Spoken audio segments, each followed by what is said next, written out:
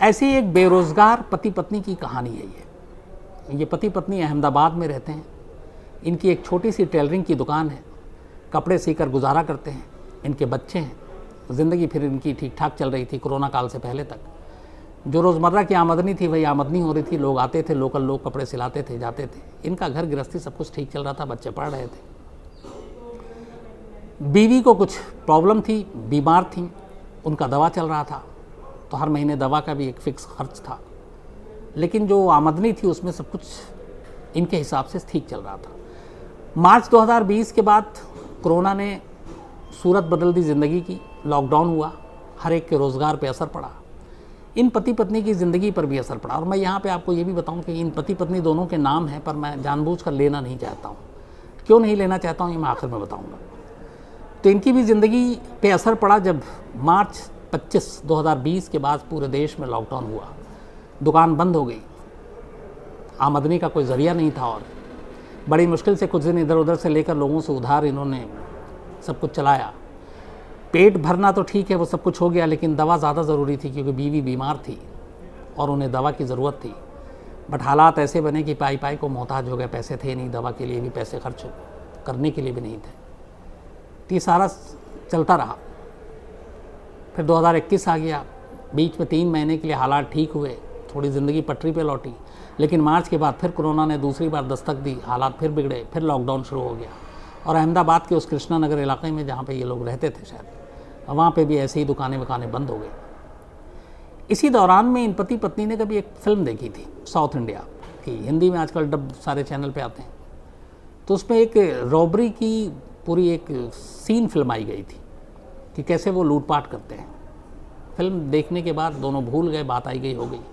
लेकिन इधर अचानक हालात इनके अब इतने बिगड़े कि लगा कि बिना पैसे के ये ज़िंदा नहीं रह पाएंगे। पति खासतौर पर परेशान था क्योंकि उसे पत्नी के लिए दवा की ज़रूरत थी और दवा के लिए पैसे चाहिए थे। आमदनी का कोई और रास्ता नहीं था। इसके बाद इन दोनों मियाँ बीवी ने एक प्लान बनाया और इस प्लान को जो बनाया सामने रखा उसी साउथ इंडियन हिंदी मूवी को जो डब करके दिखाई गई थी, जिसमें एक पूरी रॉबरी की सीन थी। इन्होंने कहा एक दुकान को लूटते हैं, एक जौहरी की दुकान जिसका नाम था गहना ज्वेलर। उन्होंने इसको टारगेट किया, पता किया।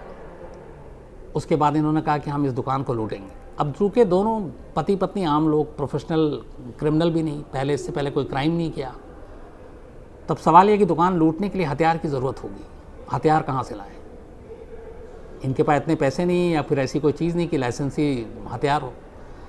तो इन्होंने देखा था कुछ बच्चे टॉयगन से खेलते हैं, तो उन्होंने देखा एक टॉयगन बहुत ही हूबहू असली रिवॉल्वर की तरह लगता था।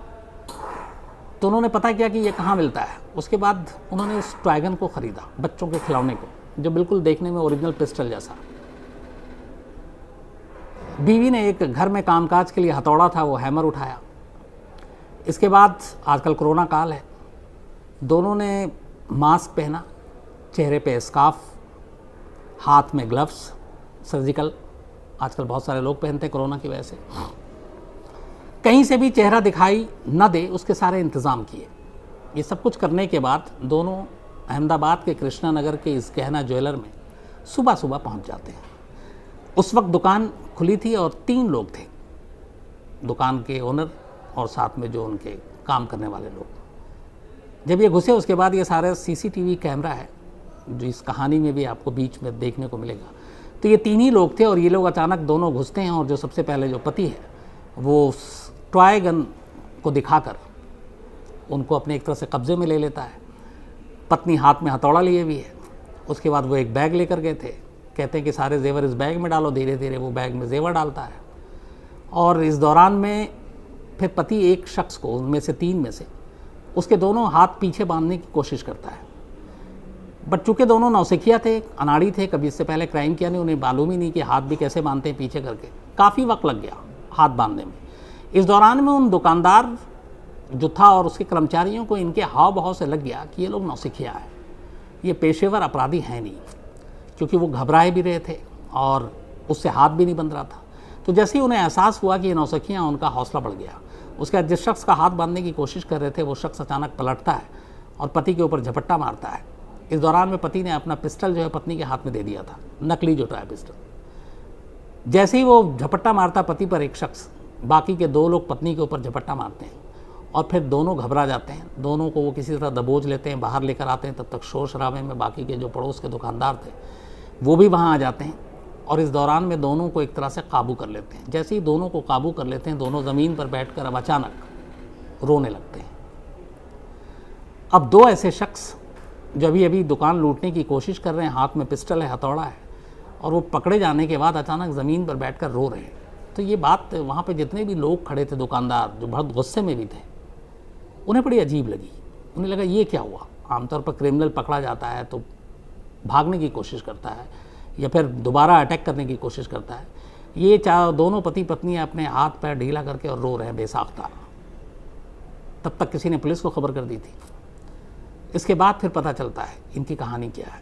दोनों बताते हैं कि हम लोग यहीं, एक दर्जी की दुकान है, वहीं काम अपने छोटी मोटी जो रोज़गार है चलाते हैं। कोरोना ने हमारी ज़िंदगी बर्बाद कर दी, पैसे है नहीं, बीवी को दवा के लिए पैसे चाहिए, हमें कोई और रास्ता सूझा नहीं। हमने सोचा कि किसी एक दुकान से कुछ पैसे या गहने लूट लेते हैं और उससे दवा भी आ जाएगी और थोड़ा घर गृहस्थी भी चल जाएगी।